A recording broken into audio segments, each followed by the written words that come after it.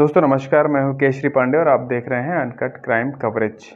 Friends, आप notice करते होंगे कि कहीं ना कहीं समाज में एक दूसरे के साथ जलन, एक दूसरे के साथ जो ईर्ष्या वाला मामला है वो बढ़ता जा रहा है।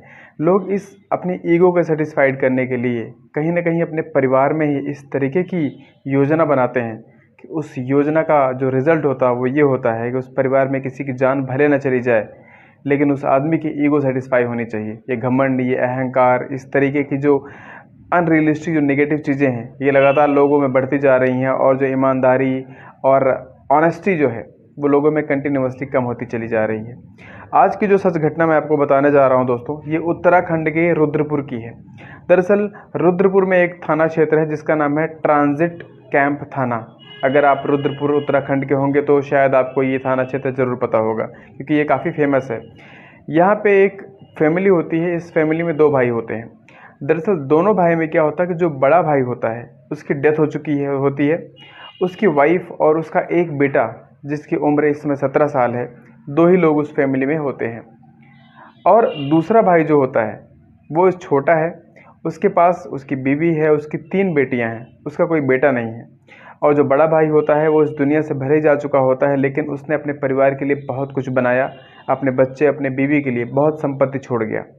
और ये बात कहीं ना कहीं जो छोटा भाई था उसकी फैमिली, उसकी वाइफ को खटकती थी कि ये आदमी भले ही मर गया, लेकिन इसने अपने परिवार की ज़िंदगी को सुकून में एक व्यवस्थित करके फिर इस ज़िंदगी से रुखसत हुआ है।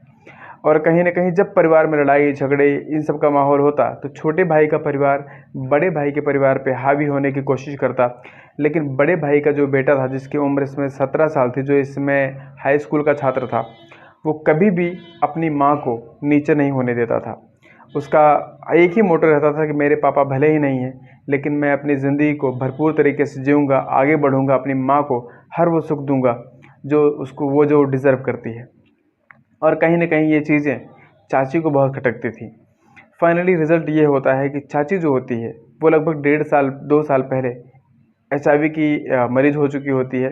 जब इसकी प्रेगनेंसी होती है चाची की, तो प्रेगनेंसी के टाइम पे HIV टेस्ट करते हैं, अगर आपको पता होगा तो। जब HIV का टेस्ट करवाने जाते हैं तो पता चलता है कि जो चाची है ये HIV पॉजिटिव है। इसके परिवार में बिल्कुल हड़कंप मच जाता है, लेकिन चाचा कहता है कि इस चीज़ को किसी के साथ डिस्क्लोज़ करने की ज़रूरत नहीं है, क्योंकि दोनों ही HIV पॉजिटिव हो चुके थे। चाची से चाचा को भी संक्रमण फैल चुका था, क्योंकि कहीं ना कहीं ये नोटिस किया जाता है कि दोनों अगर HIV पॉजिटिव हैं तो शुरुआत किस में हुई, और शुरुआत जो हुई थी वो चाची में हुई थी।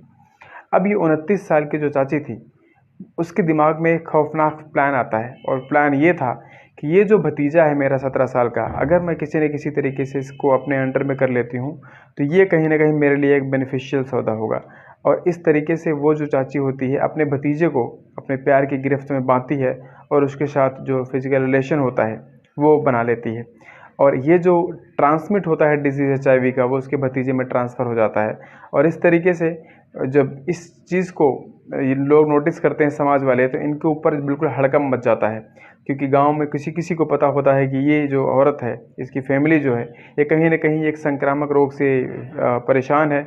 और जब उनको पता चलता है कि इन दोनों में कहीं ना कहीं रिलेशन बना है, तो लोग अलर्ट हो जाते हैं और एक पुलिस को कॉल कर दिया जाता है। पुलिस जब आती है, पूरे मामले की सुनवाई करती है, तो उनको पता चलता है कि इस मामले में महिला जो है वो इंटेंशनली यानी जानबूझकर इस लड़के को इस तरीके से प्रभावित करती है, सो दैट आने वाले टाइम में जब इस लड़के की डेथ हो जाएगी तो सिर्फ वो अकेली बूढ़ी माँ बचेगी, और उसकी सारी जायदाद जो है वो छोटे भाई की फैमिली जो है वो हड़प लेगी, और उसके 3 बच्चों की शादी भी हो जाएगी। आप नोटिस करिए कि किस तरीके की कैजुअल मेंटेलिटी लोगों की आज बन चुकी है। लोग अपना ना सही, पराये का ना सही, कुछ नहीं सोच रहे हैं। उनको जहाँ भी अपना पर्सनल फ़ायदा दिख रहा है, उस फ़ायदे को ग्रैब करने के लिए लोग एक से एक नेगेटिव कदम उठा लेते हैं।